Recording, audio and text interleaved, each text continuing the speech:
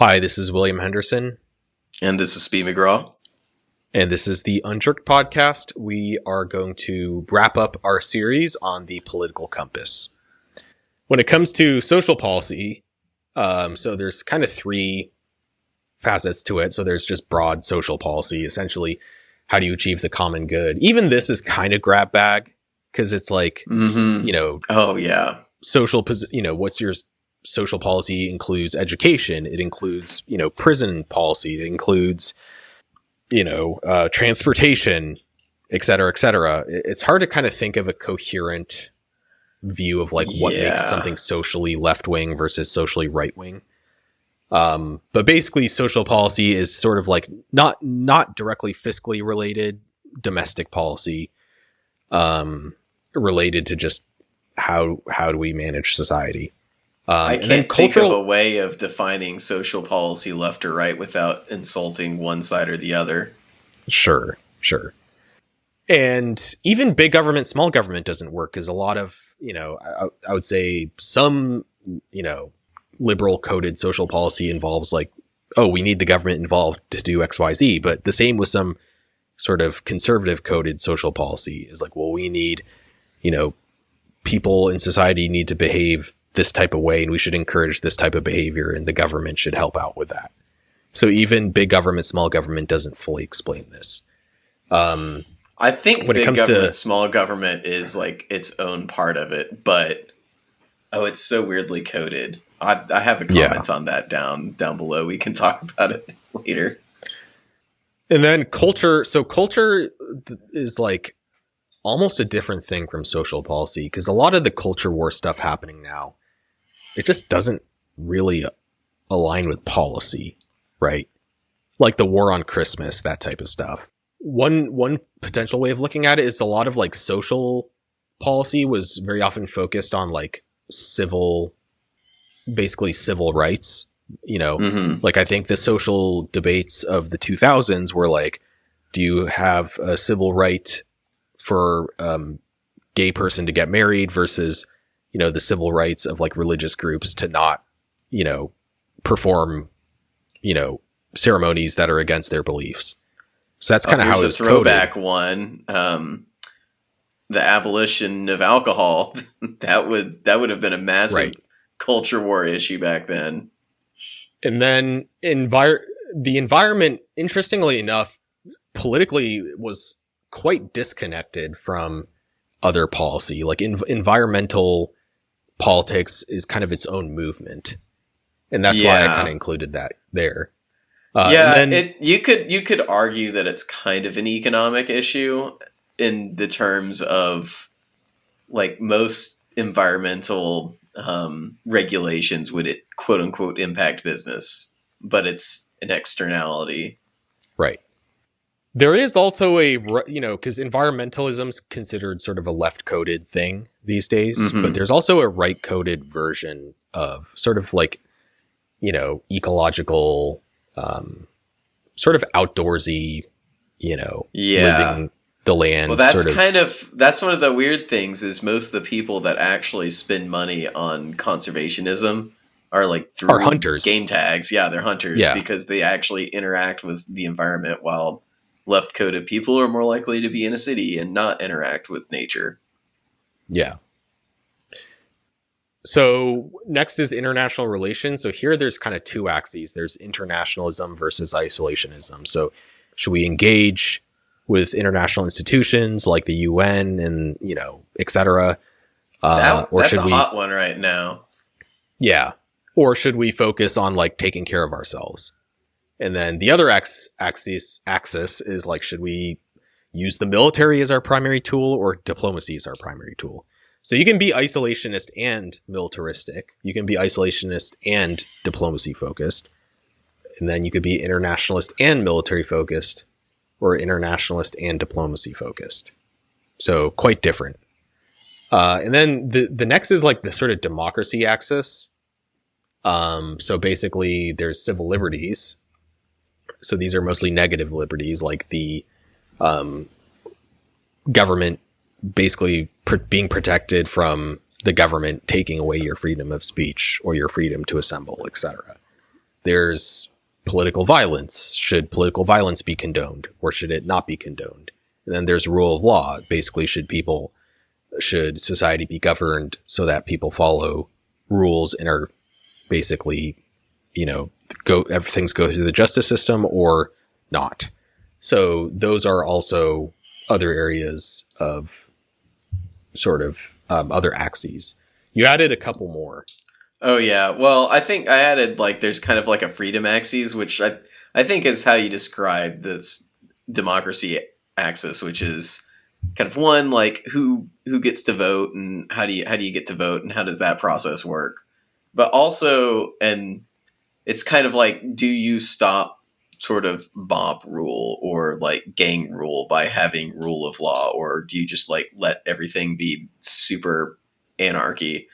But yeah, it's protection between citizens and also between government and citizens. And I think there's always there's a push and pull between protecting. Should you protect people more from the government with more criminal rights, or should you protect people from other people with heavy-handed rule of law enforcement? So overall, there's 4 big axes. There's economic, social, international relations, and then there's sort of the democracy, which I guess you can think of as libertarian, authoritarian axis. And then within each of those, there's 2 or 3 different subcategories. So politics is quite complicated when you think of how many different combinations there could be. Oh, yeah. So there's a couple of sort of common ideologies, and the sort of reference I used is, so the European Parliament, which is the EU's parliamentary body, has a couple blocks. They have 1, 2, 3, 4, 5, 6, 7, 8 big blocks. And when you look at because I was looking at the different parliaments of different, countries in Latin America, in North America, in Europe, in Asia, etc., in Africa, and you tend to see the same broad political movements. You see a few regional differences, obviously the Middle East has more Islamist parties because that's where, you have Muslim populations, whereas you don't really see that in the US. You'll have countries that have big conflicts, or let's say you have a big group of people who want to break off from the country. So you might have a regional nationalist party. So you have tiny things like that here and there, but generally speaking, you tend to see relatively common groupings. So I'm going to kind of go through those right now. So the sort of centrist, if you will, and I said before left and right are not useful, but I kind of have to use it in this context just because that's kind of how the terminology is used. But on the left, or not on the left, on the center, or sort of I guess non-polar, you have classical liberalism, which is, basically Enlightenment era politics. Basically a strong focus on protecting civil liberties. I mean, that's what classical liberalism is. Mm-hmm. And so that contrast... I feel most people act like classical liberalism is the baseline for most parties. Yeah, I think for most democracies, not all, but most. It's considered basically a baseline table stakes thing that most people agree on. And liberal... So in most of the world, the word liberal is not used the way it's used in the US. It's starting to change in the US as well, but I would say in probably 20 years ago when people said liberal, that just meant left wing, especially socially.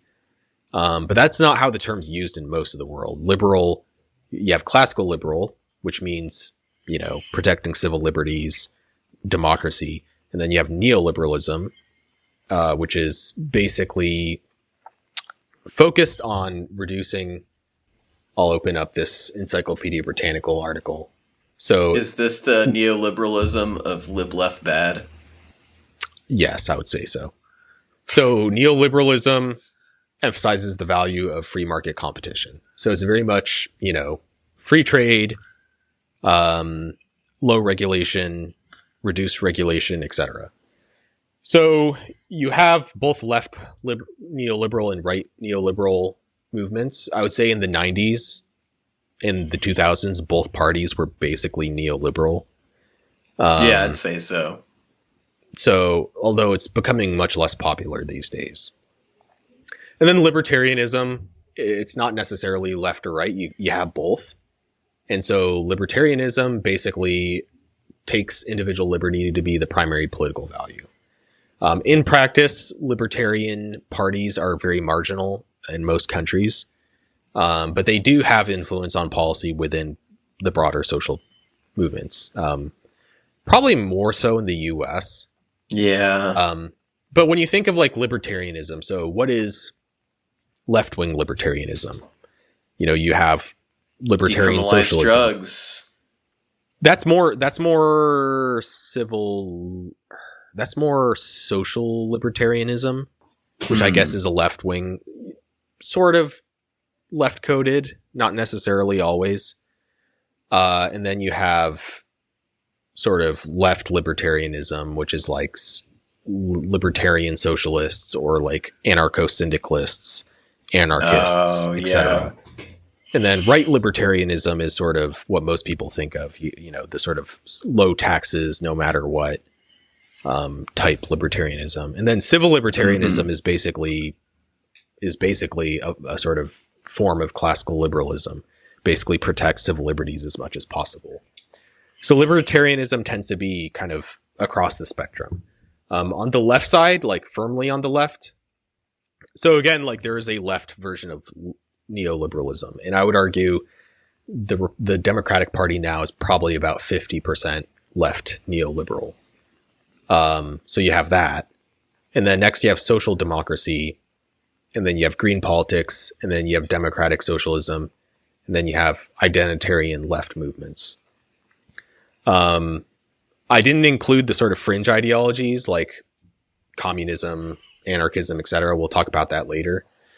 But what are each of these ideologies? So the Identitarian Left, that's a lot of left-wing populism, progressivism, a lot of social liberalism. Democratic socialism is basically a non-authoritarian version of socialism. So they are socialists. They self-describe as socialist. They want the government to own the means of production, but they don't support political violence, and they don't support political monopolies. So democratic socialist parties exist throughout Europe. They tend to be, you know, part of coalitions, but not that big. So I think like in Europe, Die Linke, which is the left, is literally what that means. I think they got like 8 or 9% of the vote. And that was like one of the biggest showings they ever had. So that kind of shows like how small these movements tend to be.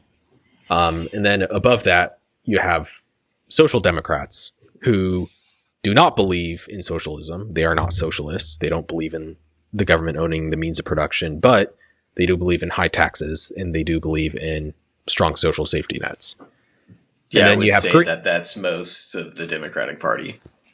I would say about half of them. Probably. Yeah, at least. And then you have green politics, which is kind of its own thing. It kind of became mainstream in the 70s. Obviously, their biggest focus is on environmentalism, but they also tend to be quite socially liberal as well. Not really sure why, but that's just kind of how it shook out. So those are the four main sort of like solidly left-wing movements. And then on top of that, you can tack on basically left-wing neoliberalism. In Europe, you can mix and match that a lot. I mean, like, you could be a fan of saying, like, you should nationalize healthcare. I bet you a lot of people would be a fan of that, but don't nationalize other industries. So universal healthcare is basically considered a consensus position in European politics, well, in most politics in developed countries, in East Asia, in Europe, even in many poor countries. So it's not considered a left-right issue in most countries. But in America, it's like socialism. Because we do have an industry, or a healthcare industry. Yeah. So in the context of, European politics, I would say social democracy is considered the sort of core in terms of like what percentage of left-wing parties are social democrats. In the US, it's kind of 50-50, where the Democratic Party is like probably 50% neoliberal, 50%, social democrat. With some progressives in the mix, but yeah, usually those two. Yeah. And then the Democratic Socialists, like there is the DSA, Democratic Socialists of America, and there's a few Democratic politicians who are part of it. A lot of them, though, are like not really Democratic social. They're basically social democrats. Like when you listen to AOC and Bernie Sanders talk, they talk about universal health care, universal pre-K. Like those are basically social democrat positions. Yeah. So no, they're pretty far away from like straight Marxism. Well, even democratic socialism is not really Marxist. No. So democratic social, when you think of democratic socialists, like those are people who, they're like the government should nationalize things. They also, a lot of them are focused a lot on like decolonization theory and, that type of stuff. They're very marginal in the current Congress. You're talking like 2-3 people. Like they're like people who like fit that description are like quite small. I feel like that's an underrepresented portion of politicians, as in like there are not a lot of politicians that match that description compared to how many voters are that way. Well, I even doubt how many voters think that way, because voters lean older and wealthier. And even the general population, when you go to if you go to Brooklyn or something, you'll see a lot of people, with these like pet sort of various causes they care about that are kind of in this vein.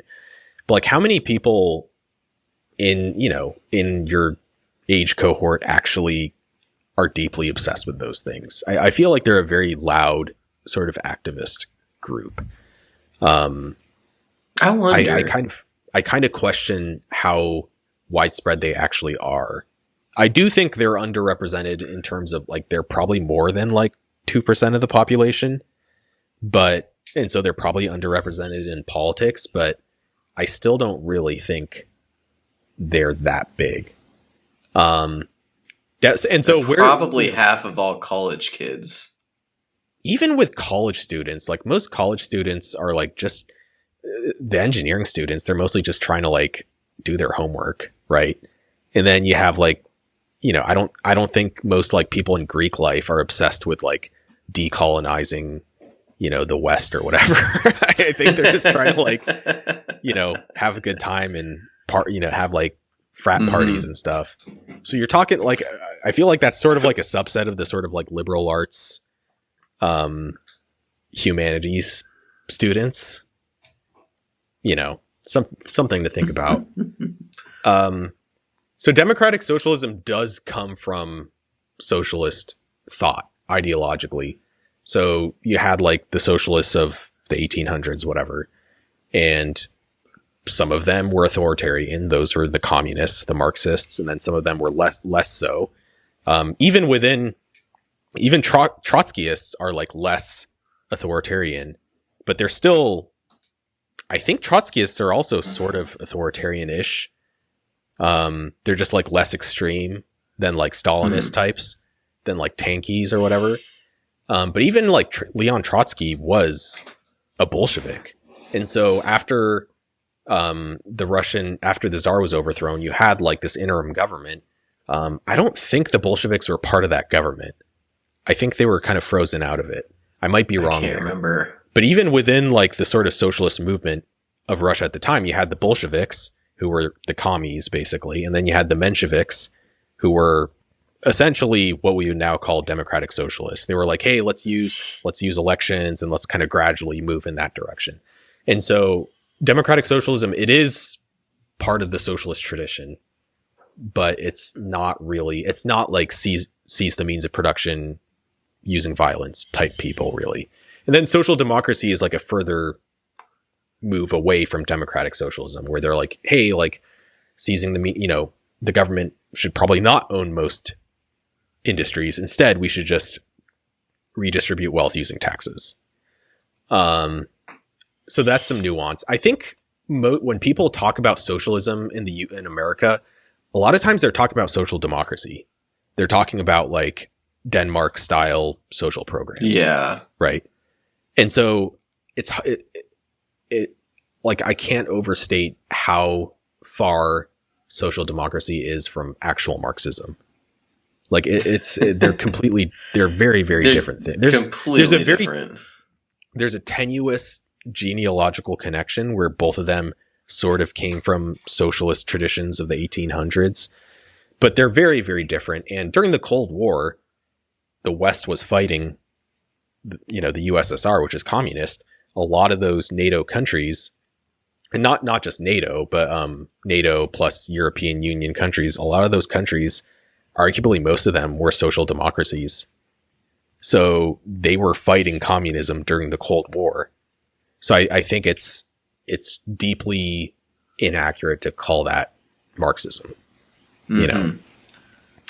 It's just hard to stress like how little power Marxism has, especially in the United States. It's basically a non-existent political movement.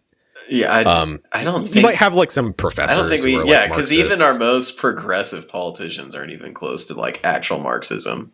Yeah. And then on the right, so there's a few movements. So there is a neoliberal right, which is, I would say in the 2000s, that was a big chunk of the Republican Party. So the sort of George W. Bush, Mitt Romney. Oh, yeah.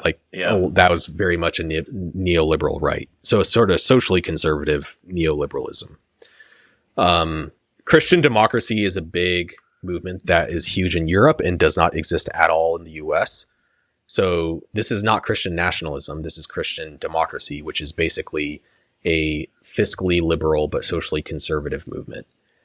So it supports universal. I always hear of the Christian democratic movement in Germany, and I've always wondered what that was. Yeah, so the CDU in Germany, which is the main right-wing party, is like a mix of Christian democracy.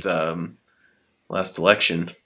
Yeah, so they're a mix of Christian democracy and conservatism. So Christian democracy came from Christian theology, basically. Philosophically, very distinct from socialism. It comes from a different... Their social teaching comes from Christian theology. It tends to be fiscally liberal, but less so than social democrats. So they do say like, oh, well, we should means test things, and we should like... include like family and church, incorporate that into, the social programs. But it's very much fiscally liberal. It's very much fiscally liberal, not in the sense of like spend tons of money, but in the sense of like we should have universal health care and we should have universal, pre-K, things like that. But they're quite socially conservative. So the CDU in Germany is a Christian democratic movement. And this basically does not exist at all in America. How many fiscally liberal, socially conservative politicians are there in the US? Man, I feel like there's some parts of the country that might fit this bill. In terms of the voters, but in terms of like politicians, I feel like there's... Yeah, you wouldn't be able to run on that in America. Yeah. But like by the way they were acting out policy, it's like, we have these social programs. Let's work with churches to do the thing. Right. And often this movement approaches social programs from a socially conservative perspective. So they'll say, well, we should have more social programs for young families so that we can have bigger families. So they'll kind of like use social conservatism to justify fiscal liberalism, I guess. So not really a thing in the US, but very common in Europe. Next is Burkian Conservatism. So Edmund Burke was a politician in Great Britain around the time of the American Revolution. I believe he was originally Irish, but he was, Protestant, spent most of his life in England. But he was very pro-American colonies. He was very sympathetic to the American revolutionaries. And he was also very anti-French Revolution. And so he saw what happened in the French Revolution, and he was like horrified. And so he basically created the whole concept of conservatism, basically incrementalism. If we change things, we should do it slowly. Society has a ton of institutions. We should respect those institutions.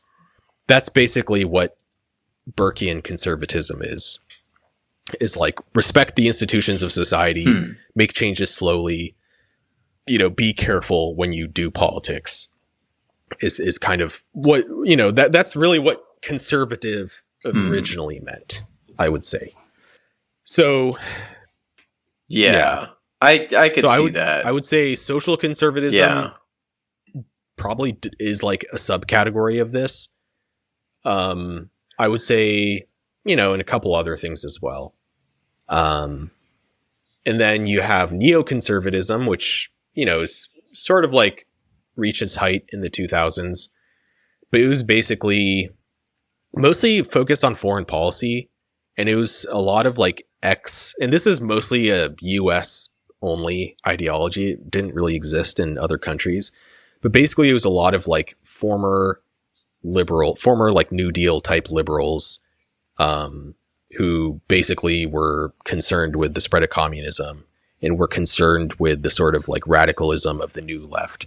And so they basically created this movement that was like, hey, we should spread democracy using, maybe military. Oh, yeah, the maybe nation using builders. Military force. And so you had figures like Irving Kristol, people like that. And that kind of coalesced into, the 2000s and what happened there. So it's sort of like not really mainstream anymore, but for a period of time, it was like dominated politics in the US. And then you have like identitarian movements on the right. I would say the Christian right probably fits in this category. Although part of it might fit under sort of like social conservatism, like Burkian social conservatism. And then you have national conservatism, which is sort of like a more isolationist conservative movement. You have right-leaning populism, which is, basically pits itself against the sort of left-wing elites, so the cultural elites. So those are all kind of part of, I would argue, identitarian right-leaning movements. So that kind of explains, and then you added a few things. Do you want to talk about these? Oh, let's see. We might have talked about a lot of them. Okay. All right. This is definitely one.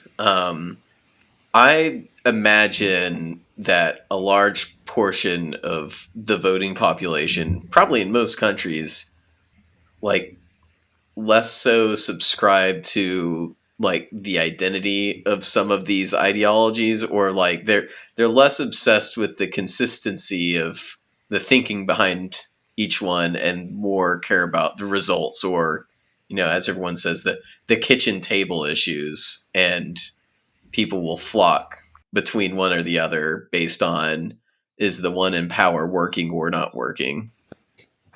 Yeah, I think people do care a lot about their personal financial situation. But there's a large core base within each party that will always vote for that party. And then you have independents in the middle who maybe would be more flexible in terms of results, like, is the economy doing well, etc. Mm-hmm. So I feel like it's a little bit of both. Yeah, it probably depends on the time and place, but also by the time, because people are probably most measured on their political opinions coming up to an election, but you don't change a political opinion overnight. It probably takes, months to years of, struggling to make ends meet to say, no, I don't like the person in power, or a decade of everything's all right to say, I always like whoever's in power. Yeah. If that makes any sense. Yeah, it makes sense. I guess I think I'm making a Chinese mandate of heaven argument here. Yeah. And then I think I already mentioned this, but I'd like to state, especially looking at all the memes online that, especially for some of these parties that are like bigger tents than others, you're always going to have different opinions in each movement. So comparing one person to the other within a movement, you're always going to find inconsistencies. Well, that, and also the parties in the US are like, the US has most of the same coalition members as European politics. The difference is the coalitions are much less flexible. So you can't have like, you can't have like the neoliberal party be like, I'm going to switch from like joining the Christian Democrat coalition to joining like the Social Democrat coalition. Like, it's you very can't really rare. do that. Yeah. Yeah. So the parties, like the Republican Party, has people who are self-described national conservatives, and it has people who are more, consider themselves social conservatives, normal sort of traditional conservatives, small government, and they all kind of are a coalition. And on the left, you have neoliberal, left-wing neoliberals, you have social democrats, you have green politics types, and they're a coalition. So the coalitions exist in the parties as well. And a lot of times you'll have some like activists that are causing a ruckus somewhere. Yeah. And people will be like, well, how come the left or how come the right is doing this? How can the left think this but do this? Or how can the right do this but say this? Which is always going to happen when you have different people within this completely large, inflexible party. Or they'll be like, hey, politician from XYZ, city or state, like explain to me why these people on the internet are saying this, or explain why these protesters are doing this. It's like, well, that's not me. Yeah, that's a pet peeve of mine. Yeah. And then fringe ideologies you have like on the right. So these are like ideologies that support political violence and political monopolies. So on the right, you have fascism, which is a populist movement. You have military juntas are usually coded as right-leaning. And those are, an elite movement that is dictatorial. And then you have absolute monarchies, which are usually coded as right-leaning. Unless you're like Cyrus the Great. I don't know. Yeah, some of the old school Iron and Bronze Age emperors can sometimes be pretty woke. And then on the left, fringe ideologies, you have anarchism, which is sort of a populist movement. Marxism / communism, which starts out as a populist movement, but then becomes, sort of an elitist party bureaucracy usually. And then you have syndicalism. I don't know if you know what that is. But it's basically a form of, it's like a labor politics that thinks the way you gain the way workers control the means of production is by doing a series of general strikes until the capitalist class is like, I give up. You can have all my stuff now. That's like a strike until capitulation. Yeah, and then basically, I don't know if I've heard of that one. And then the idea is that you'll have these like self-organizing, like trade unions that control their own industries. Seems honestly quite unrealistic in my opinion, but it was a thing for a while. Yeah, and that's kind of it. Is there anything else to talk about? Let's see here. I already used my "it was never real communism" joke. No, I think at least for an overview, you can easily go really in depth on almost any of these things. Yeah. Which we might do later. I think we have a couple episodes already on some of the economics ones, because we definitely did monetary and fiscal policy. Yeah. Definitely did trade. Yeah, I guess we're not here to say this is the correct ideology, because, it's to a large degree opinion based off what your values are. Oh, you missed one of the fringe ideologies of the right, of anarcho-capitalism, which I believe is BioShock. Well, anarcho-capitalism is a form of, it's basically right-wing libertarianism. I mean, it's not the exact same thing, but it's kind of like overlaps a lot.